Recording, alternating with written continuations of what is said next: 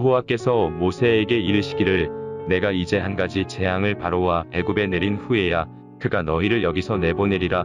그가 너희를 내보낼 때에는 여기서 반드시 다 쫓아내리니 백성에게 말하여 사람들에게 각기 이웃들에게 은금 패물을 구하게 하라 하시더니 여호와께서 그 백성으로 애굽 사람의 은혜를 받게 하셨고 또 그 사람 모세는 애굽 땅에 있는 바로의 신하와 백성의 눈에 아주 위대하게 보였더라. 모세가 바로에게 이르되 여호와께서 이와 같이 말씀하시기를 밤중에 내가 애굽 가운데로 들어가리니 애굽 땅에 있는 모든 처음 난 것은 왕 위에 앉아 있는 바로의 장자로부터 맷돌 뒤에 있는 몸종의 장자와 모든 가축의 처음 난 것까지 죽으리니 애굽 온 땅에 전무후무한 큰 부르짖음이 있으리라. 그러나 이스라엘 자손에게는 사람에게나 짐승에게나 개 한 마리도 그 혀를 움직이지 아니하리니 여호와께서 애굽 사람과 이스라엘 사이를 구별하는 줄을 너희가 알리라 하셨나니 왕의 이 모든 신하가 내게 내려와 내게 절하며 이르기를 너와 너를 따르는 온 백성은 나가라 한 후에야 내가 나가리라 하고 심히 노하여 바로에게서 나오니라.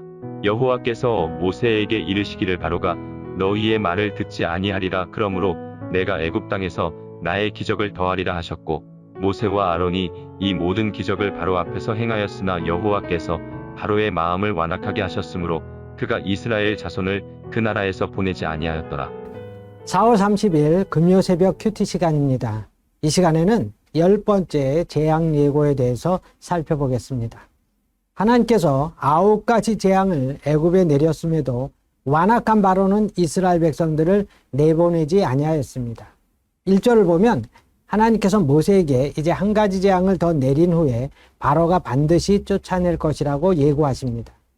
하나님께서는 처음 모세를 부르실 때 출애굽기 3장에 보면 애굽의 여러 가지 이적으로 친 후에야 보낼 것임을 말씀하신 바 있습니다. 그래서 모세를 통해 9번의 재앙을 내리게 하셨는데 그 무서운 재앙에도 바로는 이스라엘 백성들을 보내지 않았습니다. 그러면 인간적으로 모세가 조금 낙심할 만도 하고 두려워할 수도 있었는데 전혀 그렇지 않았다는 것입니다. 오히려 더 담대한 마음으로 바로에게 하나님의 말씀을 전했습니다. 당시 애굽에 내린 재앙들은 애굽인들이 섬기던 신들에 대한 심판을 의미합니다. 그래서 재앙을 통해 애굽인들이 섬기던 신은 아무 힘도 없는 헛된 신임을 알리고 오직 하나님만이 참 신임을 알게 하기 위함이었습니다. 그런데 하나님께서 내리신 재앙의 최종 목표가 있는데 그것은 마지막 10번째 재앙입니다. 10번째 재앙에 대한 말씀이 5절, 6절에 나옵니다. 애굽 땅에 있는 모든 처음 난 것은 왕위에 앉아있는 바로의 장자로부터 맷돌 뒤에 있는 몸종의 장자와 모든 가축의 처음 난 것까지 죽으리니 애굽 온 땅에 전무후무한 큰 부르짖음이 있으리라. 10번째 재앙을 통해 바로의 장자로부터 애굽 모든 사람들의 장자와 가축의 처음 난 것까지 죽게 될 것이라는 것입니다. 그래서 애굽 온 땅에 전무후무한 큰 통곡이 있게 될 것인데 얼마 전까지만 해도 애굽인들의 종이었던 이스라엘 백성들이 고욕으로 신음했었습니다. 그런데 이제는 애굽 백성들이 슬픔으로 울부짖게 될 것이라는 것입니다.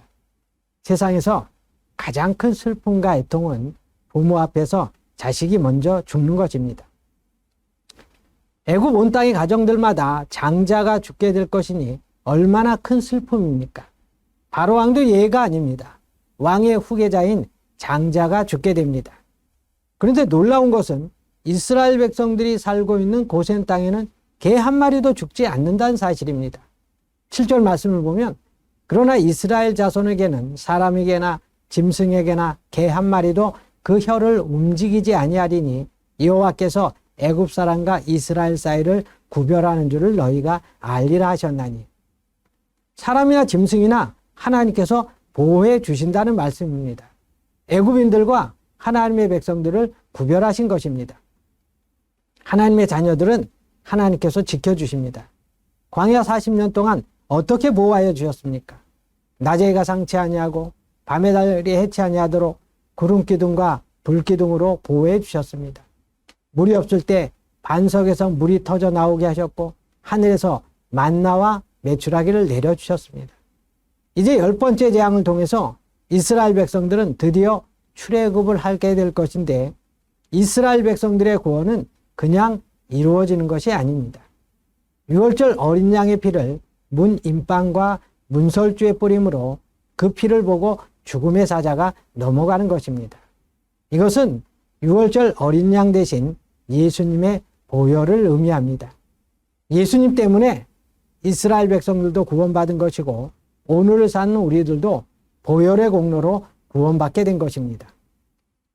그런데 이스라엘 백성들은 오늘 단순히 구원만 받는 것이 아니고 출애굽 시에 애굽 백성들이 은금 폐물까지 주게 됩니다. 어떻게 그런 일이 벌어질 수 있습니까? 하나님이 함께 하시면 이런 기적 같은 일이 일어나는 것입니다. 오늘 10번째 재앙을 통해 이스라엘 백성들을 지켜주신 하나님은 오늘도 하나님의 자녀들을 보호해 주십니다. 지켜주시는 것만이 아니라 모세처럼 위대한 인물이 되게 하시며 형통한 삶을 살게 하여 주십니다. 오늘 하루도 믿음의 눈으로 세상을 바라보며 주님께서 나를 통해 이루실 위대한 역사를 기대하시는 우리 성도님들이 다 되시기를 바랍니다. 우리 이 시간 기도하겠습니다. 우리의 생사복을 주관하시는 좋으신 하나님 아버지, 참으로 우리의 가는 길 주님께서 다 인도하여 주시고 지켜주심을 우리가 믿습니다. 고난과 역경 가운데서도 하나님이 함께하여 주심을 우리가 믿고 넉넉히 이겨나갈 수 있도록 하나님 도와 주시옵소서. 오늘 하루도 믿음의 눈을 가지고 하나님께서 나를 통해 이루실 위대한 역사를 기대하는 복된 하루가 되게 하여 주시옵소서. 모든 말씀 예수님의 이름으로 기도드리옵나이다. 아멘.